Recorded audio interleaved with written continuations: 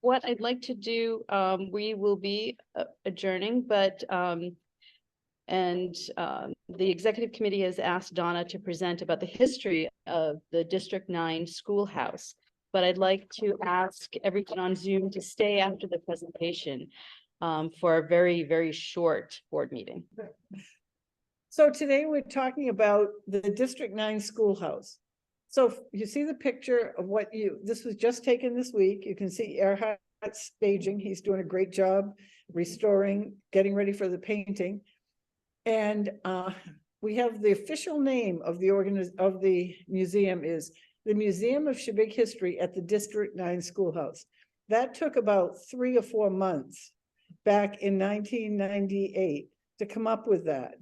We had board meeting after board meeting after board meeting about what we were going to call it. Was it going to be a heritage center? Was it going to be this? Was it going to be that? So finally we were at Jill Maloney's house. She was the president at the time, and everyone had a piece of paper, and they were supposed to write down what they wanted to name it, and then we'd put them up, and then we would react. Well, this was Sylvia's, and it put everybody's idea into one name, and so they put them up, and by that point, people were pretty tired of this discussion, you can imagine. And so when Sylvia put hers up, we all said, okay, that's it. And so that is really the official name, the Museum of Shebig History at the District 9 Schoolhouse, because it's really more than one thing. And because the school is really our most important artifact. And so that's what you're going to be hearing about tonight. And it was about 150 years ago that it opened. So at that time, I mean, not at that time. So what does District 9 mean? Well, Shebig was divided by 2 owners in the 1600s. And that is the blue line there is the dividing line, which goes from Division Point over to Duck Cove, which is known as Johnson's Cove or the West End Cricks. And so the Chandlers owned one side, the Waits owned the other side. And then and it was settled, and the Hamiltons and the Chandlers lived on the West End. The East End really wasn't developed. John Waite left at the time of the Revolution, and so it was pretty vacant there. But the second generation of people in Shebig, whether they were Sawyers, Chandlers, or Hamiltons, ended up buying land from the Waite heirs and moving to settle the East End. So they had one school at that point. It was District 8 of Old North Yarmouth. So they started petitioning the town of North Yarmouth in 1817 to get 2 school districts because the population was so spread out.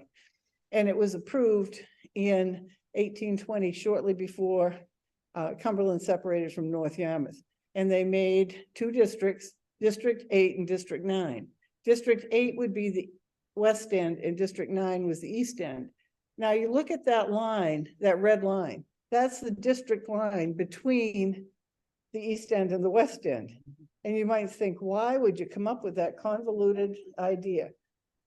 Well, I'm going to go to a future slide.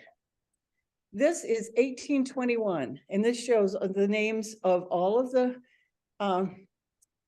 males in families and how many children they had between the ages of 4 and 21 who were, and that's what was considered school age. When you go through that list, you start to see a pattern. You have all of the Hamiltons and their like one Hamilton had married a curate, another had married a Hutchinson, and they were even in the second generation. All of them ended up in that District 9 because of the way they drew the line. So they drew the line around so they could all go to school together, which is kind of interesting. I mean, that's my theory. I mean, I think it's pretty logical when you find this kind of evidence. And this list is interesting. There were 52 school-age children. That didn't mean they were all going to school. In fact, there was a note in the on the sheet that said 2 of them were already married. And so there's a little line by Walter Ross. He was married to one of the original Hamilton's granddaughters, and Charles Hamilton was a grandson of the original Hamiltons. And he had 2 children, and Walter Ross and his wife Dorcas, Martha, had 1. So they were already in the next generation. So that kind of gives you an idea of how District 9 came to be and what it means. So in 1817, the General Court of Massachusetts, because remember, we were part of Massachusetts, and we followed their process that they had for education. And we know that Massachusetts really believed in public education right from the beginning. And so they codified what was happening, and they gave the school districts, these individual school districts, the ability to sue and be sued, to take and hold real estate so they could own land, the school district could. And those are the people who live in the school district. Now remember, that's different from the town. To raise money for the purpose of erecting and maintaining a schoolhouse. So the town wasn't responsible for it. It was the people who lived in that. So you could pay your taxes, but you also were getting a school tax on top of it. And to hire and fire teachers.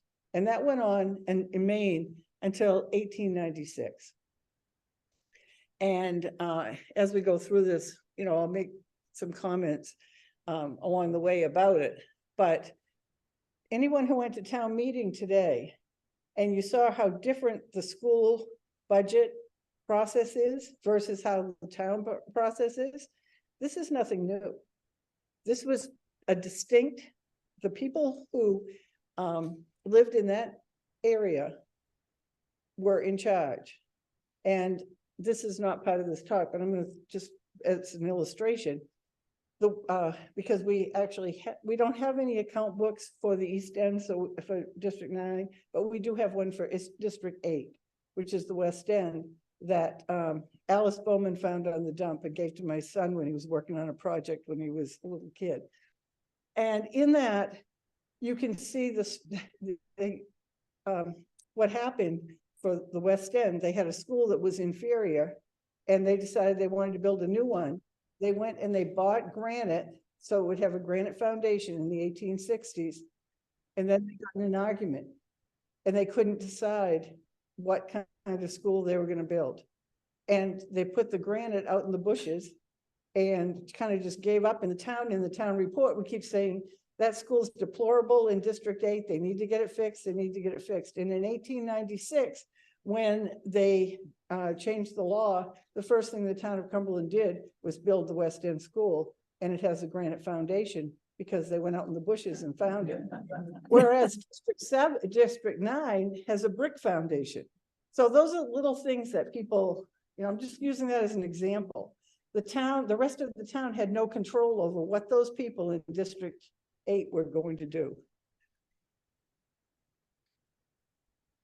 So in this picture, you can see I've got an arrow or a circle around where the District 9 schoolhouse was before 1873. That's for sure.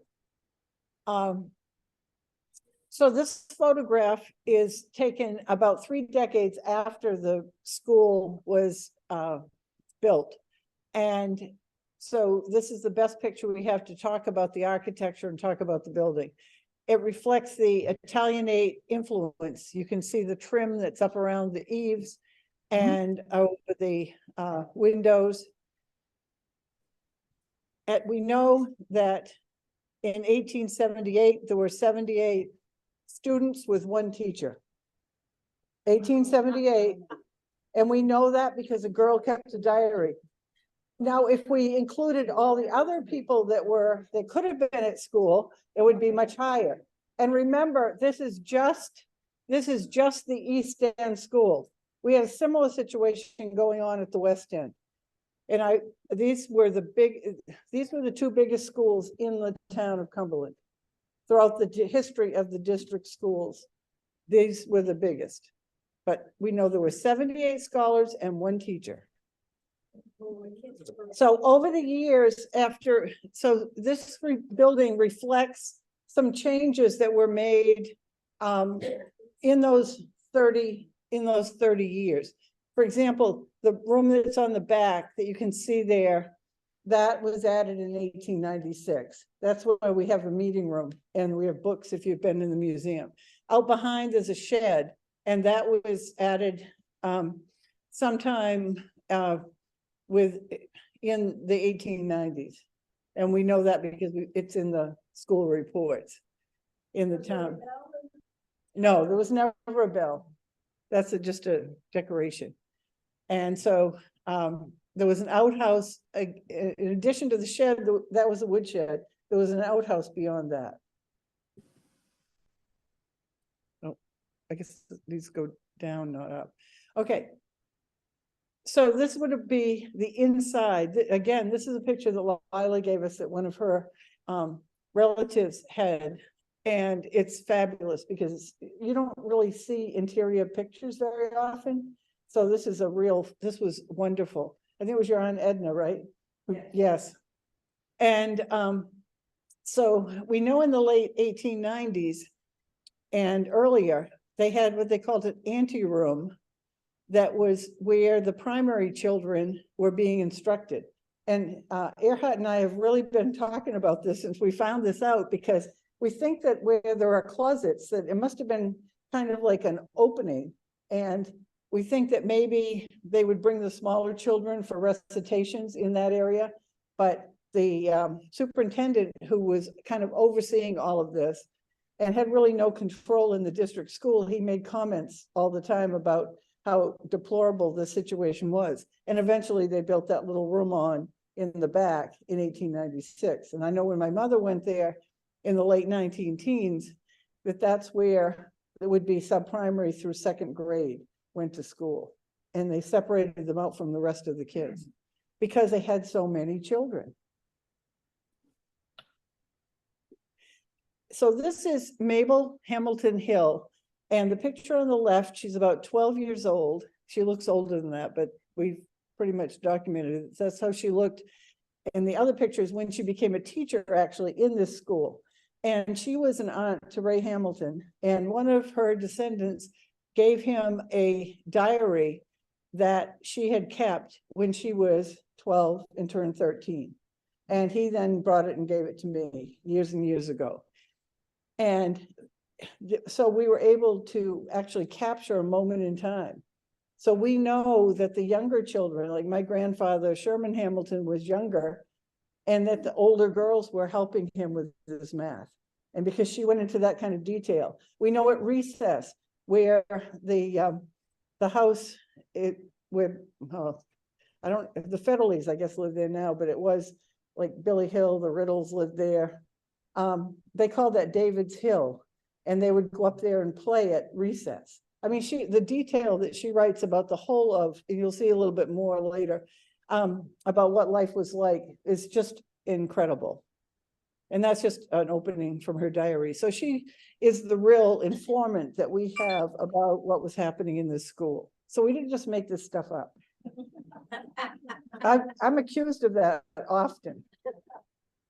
So what did a 13-year-old study in 1878? Well, they had reading, they had grammar, which was analysis and parsing. Parsing, I think, is like, what do you call it? Yeah, remember diagramming sentences? Those were I used to say to my students, these are the first graphic organizers. And they used to say, can you show us how to do that little hokey thing you do? When they were, but it used to be like a real thing. I mean, that was a skill. Primary geography, physical and mathematical geography, history, bookkeeping, common school arithmetic, mental arithmetic, and singing. Those were all things that they talked about in that diary that was going on in that schoolroom at that time with one teacher. Now, when we talk about one teacher, they had 3 terms. So I can't remember off the top of my head, but I know they had at least 2 teachers out of those 3 terms. Oftentimes, they would have 3 teachers in a year. because it depended on the time of year, because in the winter, the big boys would come back from sea or from working in the farms or whatever, and they had a totally different curriculum. And so anyway, that's another whole lecture, but I don't get too down that rabbit hole. But you can see the map of the calendar, everything that's red is when they actually went to school. So we took because she described when the term started and when they ended. And so the District 9 Schoolhouse was a community building before the hall, before the parish house, and before the recreation center. And this is a picture of one of our Christmas parties at the museum. So I was just trying to show another use for it. They had a singing school. They had Christmas parties, community Christmas parties at that school. They had community meetings. When the ceiling was falling in the church in 1878, they had church in the school. They had musical performances, and they had the end of the year recitations for the community. The community would come in and see the kids put on shows, recite poetry, and that kind of thing. So in the 1880s, this picture, the district had become a two-room school. That's what I was talking about before, about when they had that little anteroom. The woman in the back is Cora Hamilton. She married Howard Curate. And if you know where Diane Lukash lives, that was where her home was. She grew up in the house where Ann Holmbaum lives. So she was, and she was, when they evaluated, she was really, they were just very complimentary of her ability to work with little kids. This is just one quote.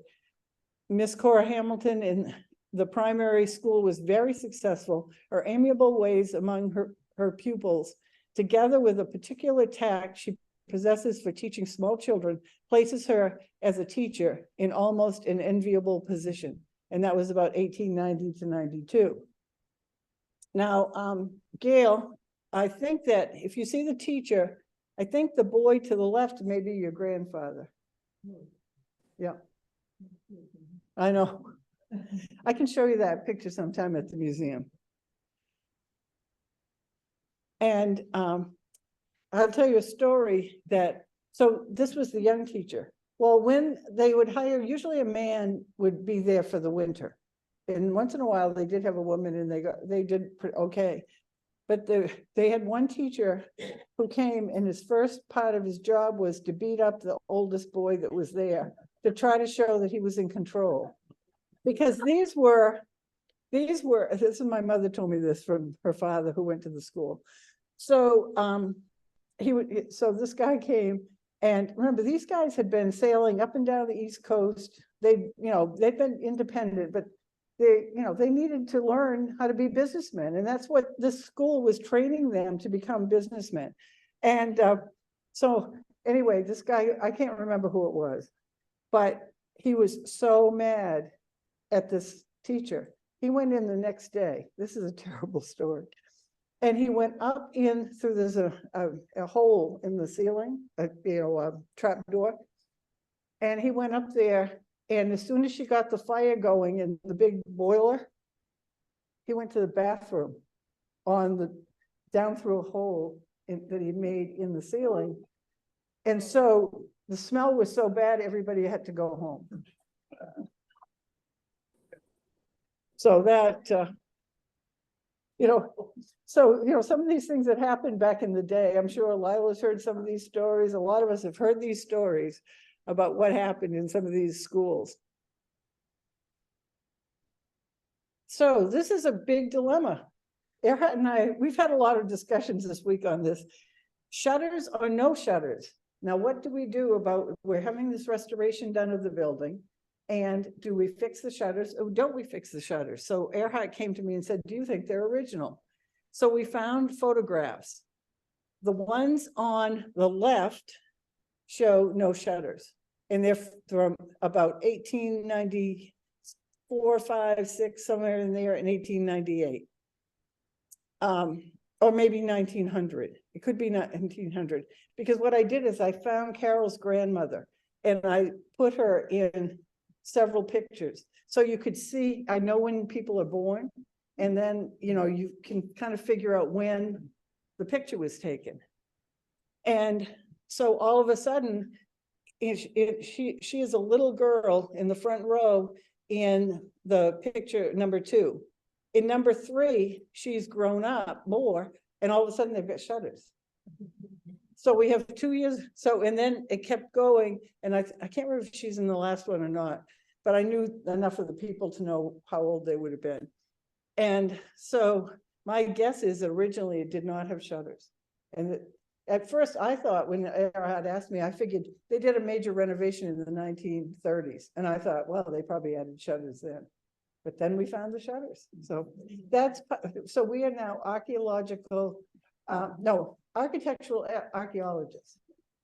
And so this is the kind of fun you can have at the museum.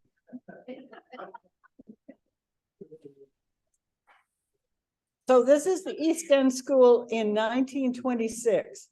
There was a big spread in the newspaper of all 3 schools. At that point, they had, the Grange Hall was built as a high school in 1910.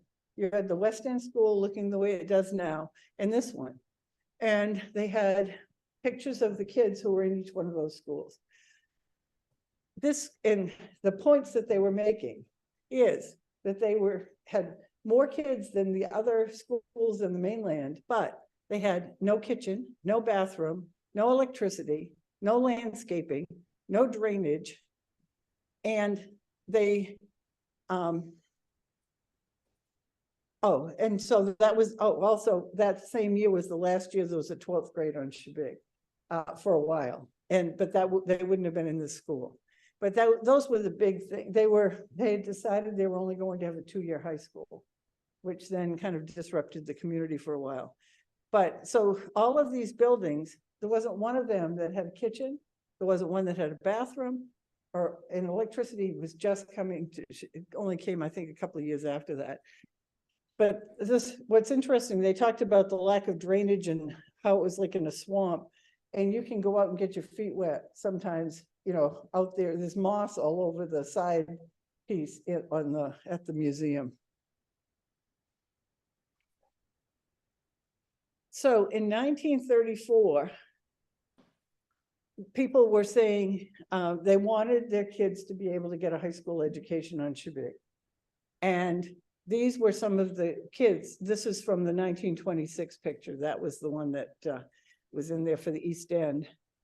And so the idea at town meeting was they actually had a warrant article that said, we're going to send the juniors and seniors to Greeley. Well, it was voted down. People said no. Instead, they came up with a new plan. And what they did was they reconfigured the schools on Shebig. So the senior high school, which is now Schoolhouse Seconds, and that had been the high school since it was built, became the East End Grammar School, or the Central School.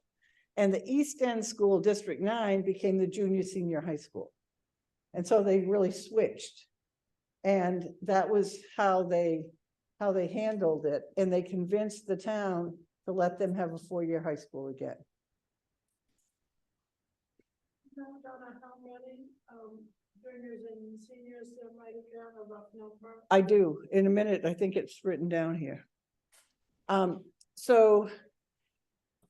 Or I can't remember if there's a list. There were like 26 before they made it a 4-year school, and it went to 42. And I can't remember if I've got that on another slide or not. So this was in 1935-36. This it would have been all of the kids from 7th grade through 12.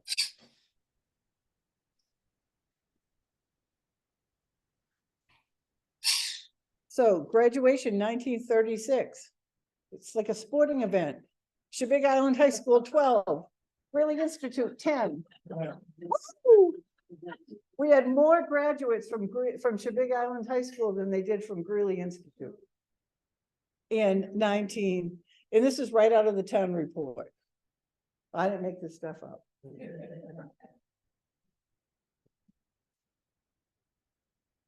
So if you were born in 1918 and graduated in 1936, District 9 may have been your subprimary and 12th grade school. So we look at the people on the left, And you see people like Lewis Ross, Shirley Burgess, Juanita Cleaves in the front row. And they were starting school and they're at the District 9 school. And then they're in this graduating class in 1936. So the in between for a couple of years, they did go to the central school, but most of their time. So they really benefited. These kids who were born then benefited from the advocacy from the community. So, and even the school was on the diploma. This is Kathy's mother's diploma, but for many years, they, for the whole time they had it, if you had a diploma from the Shebig High School. My older brother Warren used to say, yeah, my diploma, I graduated from the town garage. So we're gonna get to that in a minute.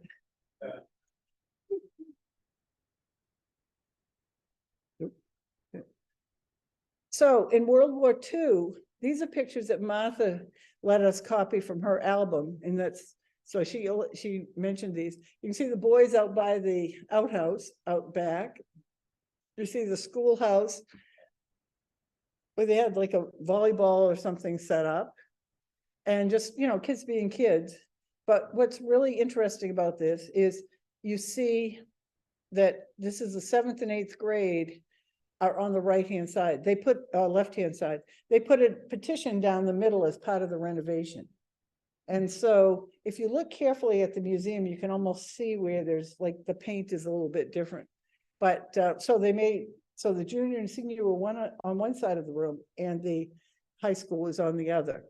What I love the picture on the right, it says Army takes over at noontime. And it's Charlotte St. Cyr, Chuck, who was an Army guy who was walking by, and Ruth Hamilton, and they're in school and it's recess, and there they are hanging out with the Army. I mean, I think that is a classic. So right there at District 9, they had a lot going on there. So this is 1950-51. There's still a lot of kids in this school in 1950-51. And, but within a couple of years, in 1953, the last Shebig Island High School senior class at District 9, because they were building, they had built the new school that we have now. So that last class, it's from, if you look at the ones where they're standing up on the stage, it's Roberta White, Freddie Monroe, Donnie McIntosh, Bud Bennett, Dick Calder, and Diane Calder. And so that would have been the last class of people who graduated from the District 9 schoolhouse where the museum is today. So the new school opened in fall of 1953. So what happened to District 9? So this is the beginning, first day of school in the new school, and you've got, you know, some of the kids, the taller ones in the back, they had all gone to District 9, and some of them will be at our celebration. Many of them have passed, unfortunately. But so what happened? District 9, the next chapter, Shebig Town Garage, 1953 to 1998. Now, many of you remember that, but some of you may not have realized that that building was the town garage. And you can see they took out the front of the building. Remember the kids were hanging out the windows and they put a garage door in. It gets worse. The salt shed was added in the mid-1970s. Note the windows in the addition are from the original District 9 school. And then Museum of Shebig History at the District 9 schoolhouse. And we have a Linda Carlton painting of the view of looking at it, because this is the next chapter. New Year's Eve, 1998, District 9 transferred to Shebig Island Historical Society as is. That was the deal. In the 1980s, Sylvia Ross was the president of the Historical Society. And we all talked about it because for years, you know, on Shebig, it takes years to talk about something getting fixed, right? So for years, they talked about a new town garage. So we decided that we'd have Sylvia write a letter to the town manager in Cumberland and asking for first refusal on this building. So that was like 87, 88. So within 10 years, everybody on Shebig and Cumberland just assumed we were getting that building. Because everybody just talked about it. So that's how we got the building. But Bob Benson, the town manager, was very clear, as is. So what I'm showing you is as is. The garage door was there. There was a broken chimney, rotting sills, and missing shingles. So there was a challenge. District 9 inside, as is. So you see where the wall where right now, if you've been in the museum and you see our fake photo album, that's the wall you're looking at. They took out the floor and all except for right in front of where that was, so they could bring trucks in. And then, so Earhart and I have been working on this one too, but this is some of by the closets, and I mean, that's what it looked like inside. You can see two colors. You see how they divided it down? One half was yellow and the other half was kind of a green. So that gives more evidence of how they had divided it when it was a junior, senior high school. So was the community discouraged or inspired? Did Shebig yearn for the past, bemoan the present, see the potential for the future? Go for it. More than 400 families contributed to the 1998-2003 capital campaign, thanks to all who contributed $500,000. And there you will see, we have that hanging in the back room with all the names of the people who contributed. So the community was behind this. And it takes a village. So we had various phases, and I can't say enough about what Wayne Dyer did gratis through this whole thing. I mean, he was there whenever we needed him through all the phases. Phase 1, before we did anything, we said we have to do something for the community. So we built a community bathroom. That was the very first thing we did. Now, people might think that's convoluted, but we wanted people to believe and know that we wanted to be part of this community and that we wanted to make things better. So the first thing we did, that's the first thing we did. And Mark Dyer did that. He built that and gave us a great deal too. What happened to phase 2? Oh, phase 2 was shingling the roof. Yeah, we had to shingle the roof. Unfortunately, the shingles failed within 3 years and we had to do it again. And we bought really nice shingles, but there was a defective kind of shingle and the person who put it on had died. I mean, so anyway, that's another story. Phase 3, taking out the garage door. We wanted people to say that we were serious. So by getting rid of that garage door and putting back a window, people would say, okay, yeah, this is going forward, even though it's like inside. That was the next part of the strategy. Phase 4, restore the District 9 schoolhouse and replace the floor.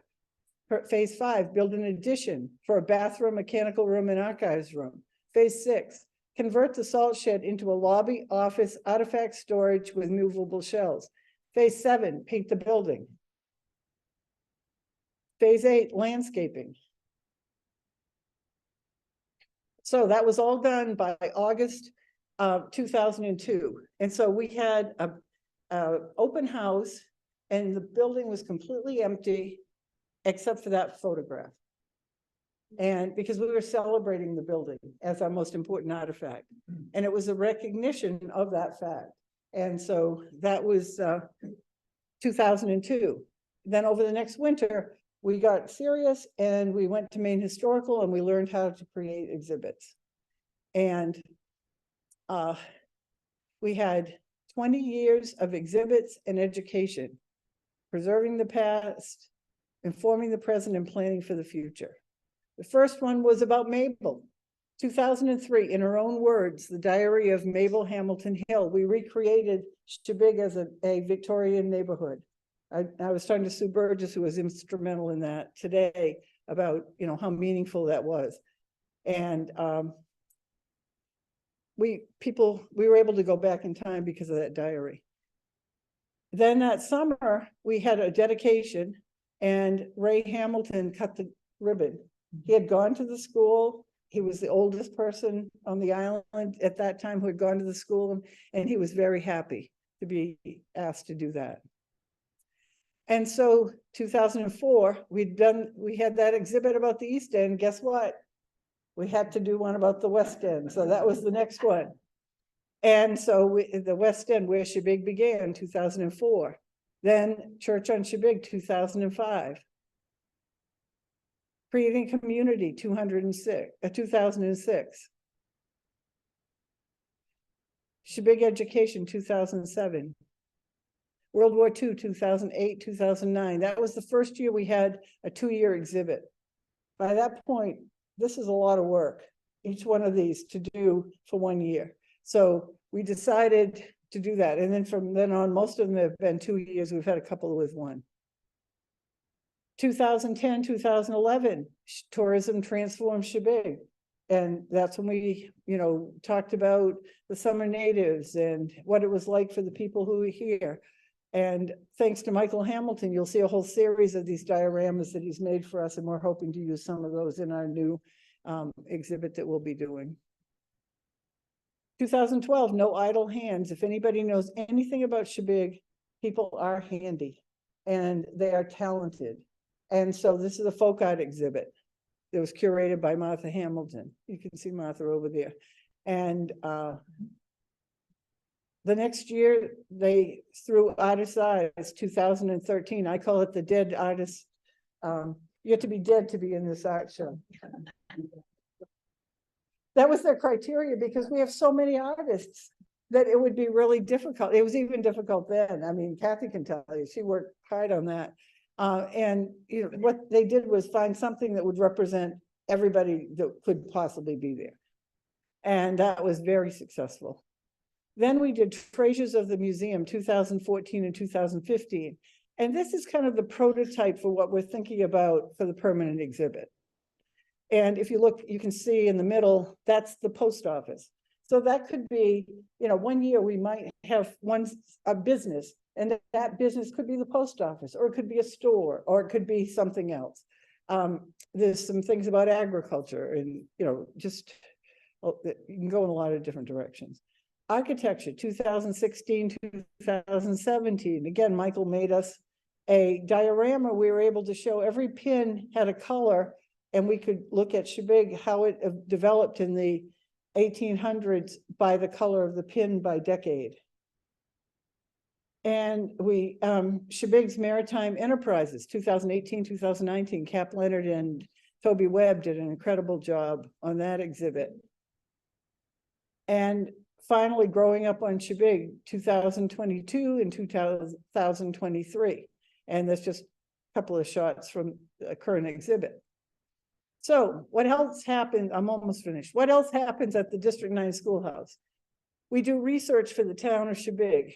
We have house research, genealogical research, photo sharing, school programs, island tours, scan and process family albums, scan and process family papers and ephemera, collect and process current island records and memorabilia, collect, process, and care for Shebig's material culture, share information with other institutions, house the archives for several island organizations. We are a meeting place, and much, much more. You can see there's an Island Institute meeting going on in that photograph. So this was brought to you by the Greater Shebig community, including the Shebig Island Historical Society, more than 90 board members, past and present. Over the last 40 years, we've had 90 people who have stepped up and been on this board. We had the first year over 100 charter members. We've had more than 200 volunteers over the last 40 years. More than 300 current individual and family members. More than 2,500 people visit annually at the museum, and the foundations and other grantors who help us along the way. So the Museum of Shebig History at the District 9 Schoolhouse, preserving the past to better understand the present as we plan for the future. Thank you.